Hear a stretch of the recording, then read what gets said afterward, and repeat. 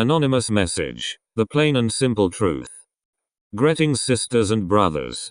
People of the world. We, Anonymous, are back with this message. It is a most disturbing development of humanitarian crises throughout the world.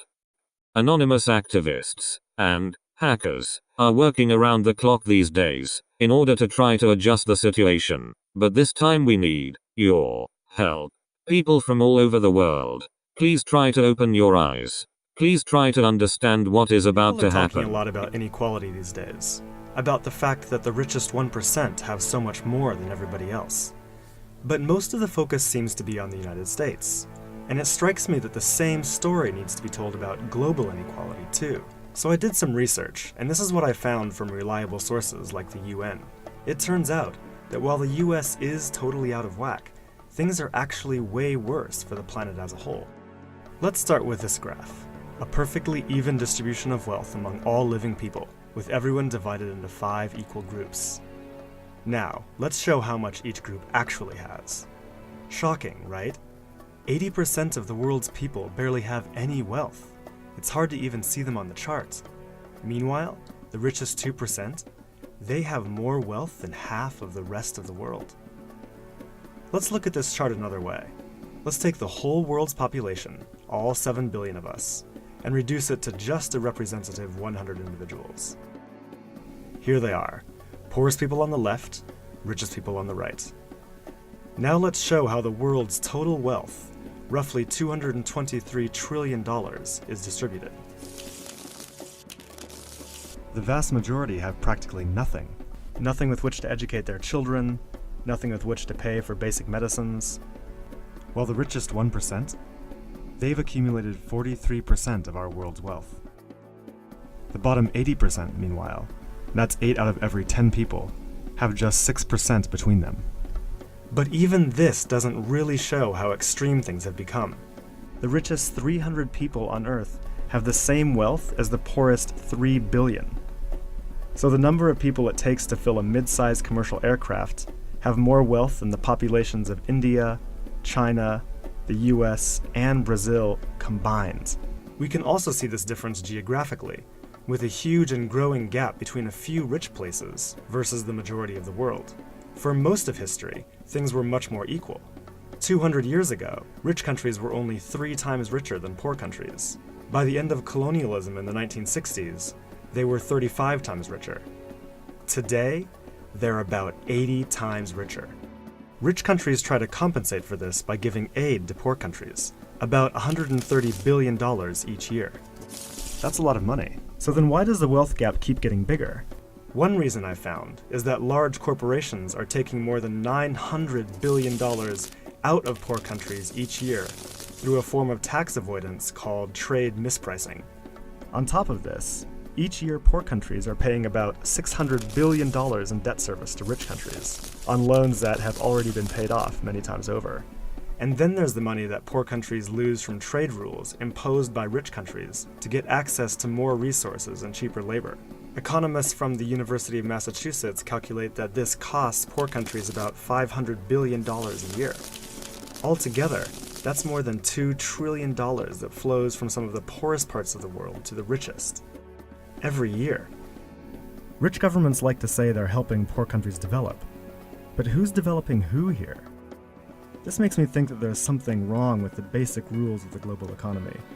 It can't be okay that the wealth of our planet is becoming so concentrated in the hands of such a tiny number of people.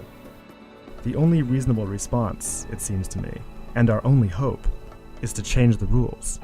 In generations, the world has gone through war, disasters, and diseases, but we have always got back on the feet. Now a far more dangerous situation unfolds. We see people in France protest against their government, and right they have, and we all have. But what does the little stupid Macron say? He tells everybody this is bullies, destroying peace and order. Well, that is so wrong. Why do they protest? Because, like the rest of the world, they are getting poorer. Soon, there will be no options left. So what then? Well, most likely wars, civil wars, diseases, and disasters. We, Anonymous, want you all to pay attention to what we now are telling you, and to understand. Your lives are in your own hands. Your fellow human being is your family. It simply means take care of one another and do like the French people. Stand up when something is wrong. Do not sit in your houses on Christmas evening having a wonderful time when someone next door is alone, maybe without food. This year's Christmas you all are going to think very carefully what you can do to make someone's life a little better. We, Anonymous, hope that you all are starting to wake up now. At least we want to believe that it is actually you that can make a difference in the world. Yes, you. And remember, if you do not take action now, you will soon find out how bad it is going to be when you all are too late. Protest against internet censorship before it is too late. Protest against your right to free speech. Protest against rules that stop you all from demonstration. And protest against your prime minister, president, or some other clown that you elected for a job he or she obviously not can handle. Then it is your job to sack that schmuck and put someone else in that job. One night in England, 3,500 people are living rough on the street. Last year, 275,000 people approached their local authority for homeless assistance. That can't be right. That's fucking mental. That is 250,000 people who are that close to living rough on the streets, and 3,500 people who are actually living rough on the street. 124,000 children living in temporary accommodation. Fucking children. These stats are horrendous. Oh, here we go. I wonder what. Over half of homeless services have seen their funding cut in the last 5 years. 3,500 people. It's a societal failure, homelessness. It's one of the biggest indications that a society has failed is people who are hungry, begging and sleeping on the streets. And yet we're encouraged to see homeless people as if they've somehow failed themselves. It's their fault. They haven't worked hard enough. Don't worry about it. It's not your fault. Look at him. He's pissed. It must be his fault. It must be his fault, because we live in a meritocracy where if you work hard enough, you will succeed, which of course is plainly bollocks. It's exactly the same way that we treat people on benefits. And then we kid ourselves that not only is it their fault, but somehow that they're dangerous. Even the language that we use, beggars operate in this, operate like they're the fucking White Lightning Mafia or something. The other one, don't encourage begging. What, by giving him 20p? I'm not encouraging it, but the guy wants a cup of tea or a ruck of fucking crack or something. All right? Don't encourage it. It's like don't feed the pigeons. Vermin.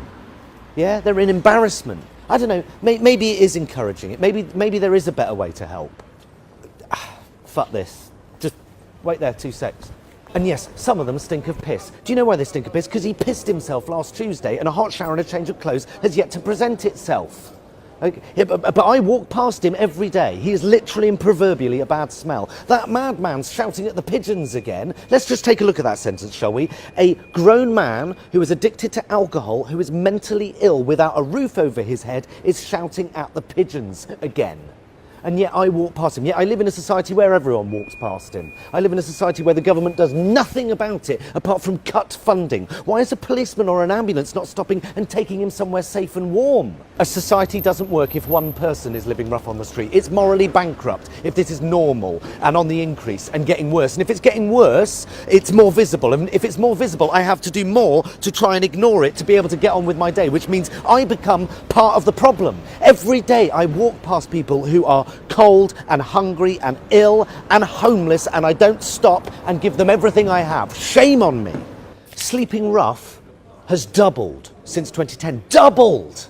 I mean, if you've seen it, I've noticed it. Have you know? I've noticed it's doubled. Hang on a minute. Did I not just say that homelessness services have been halved, and yet homelessness has doubled? The funding's halved and the problem's doubled. It's almost like those two statistics are related somehow, isn't it? It doesn't matter what your politics are. One person living rough on the street, your government's failed. Cheese sandwich, packet of tobacco, some water, and a little bottle of whiskey.